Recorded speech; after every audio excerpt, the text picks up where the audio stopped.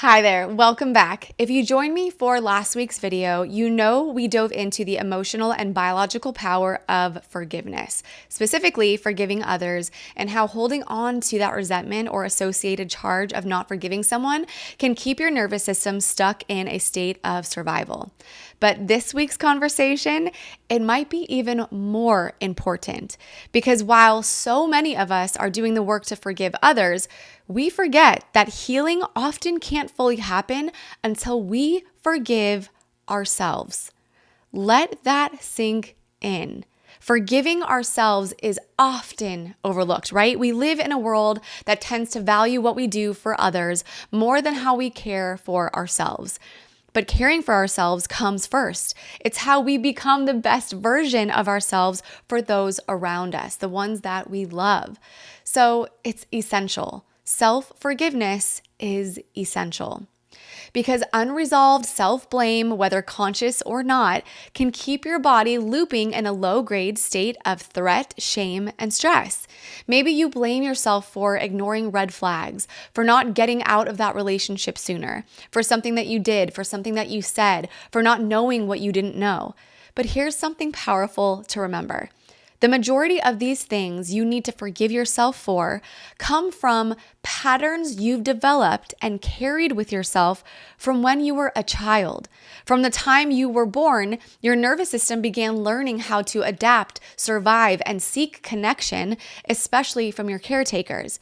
And oftentimes, these survival patterns don't align with who you truly were and truly are now at your core. Maybe you had to people please to feel loved. Maybe you silenced your needs to avoid conflict, or you had to perform to be accepted, right? That high achieving straight A student to be acknowledged and recognized. Those weren't flaws. They were survival strategies. You needed to do that in order to be loved and accepted. And they worked. They protected you. But you're an adult now. You're not that child that needs to adapt in order to feel loved, right? Louise Hay, one of the greatest pioneers in emotional healing, beautifully reminds us that we are always doing the best we can with the understanding, knowledge, and awareness of what we have at the time. You adapted because you had to. You did the best you could with what you were given. And now you know more. You know better. You know what adaptive strategies you developed no longer align with who you are. Now you're healing. Now you get to choose again. But that can't fully happen if you're still punishing yourself for those old adaptations your younger self made. So it's time to let it go. A study from the University of California, Berkeley found that self-forgiveness is strongly correlated with better mental and physical health outcomes, including reduced anxiety, lower levels of chronic pain, and improved immune response. Why? Because self-forgiveness reduces activation in the brain's fear circuitry and increases activity in areas tied to compassion and emotional regulation, which is at the front in the prefrontal cortex. And that's neuroplasticity at work. And you already know we love neuroplasticity around here. When you practice self-forgiveness, you literally rewire your brain's response to threat and begin restoring internal safety. So how do we begin? Here's what I want you to do. I want you to go on what I call a forgiveness walk. Take a walk outside, preferably in nature. Feel free to pop in headphones so it looks like you're on a call with someone. No need to feel self-conscious here, right? And quietly, under your breath, start stating to yourself each of the things in your life you have done out of these negative patterns from childhood, whether it was to someone else or to yourself. Use the phrase, I forgive myself for, and then fill in the blank with everything. Every little moment that you're still holding on to. Continue until you have forgiven yourself for everything that you can remember. And then when you get back from the forgiveness walk, I want you to write a compassionate letter to yourself.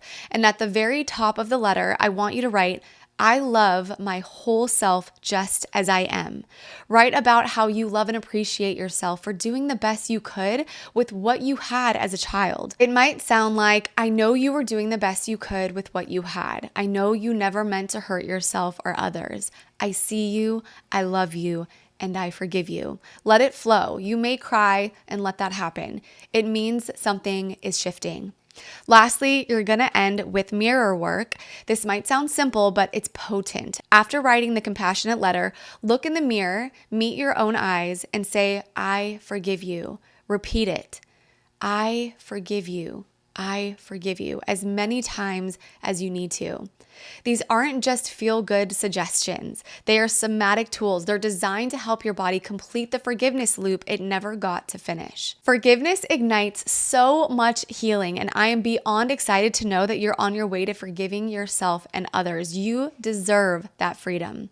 If this practice resonated with you and you're curious about how you can heal your chronic symptoms once and for all, I would love to invite you to my live free masterclass that will give you the complete breakdown. It will take place in just a couple of weeks from now. It's my Holy Grail masterclass, giving you the lowdown on exactly what you have to do in order to self-heal your symptoms once and for all. And this masterclass is loaded with all the nitty-gritty details that took me years, not to mention thousands of dollars to learn, and I'm bringing it to you for free. That's right. So don't miss out on gifting this to yourself. To enroll, simply click the link below in the show notes. Don't miss this opportunity, my friend. Your future self is waiting for you. I hope to see you there. If you like this video, please be sure to hit that subscribe button. Although this channel is on the newer side, I don't ever plan on putting a stop to these videos because helping you heal is truly my biggest passion in life. And the more of you that subscribe, the more people can be helped. You can also hit the bell notification so you can be notified when my next video comes out. Thanks so much for watching. I'll see you next time. Happy, healthy healing. Bye.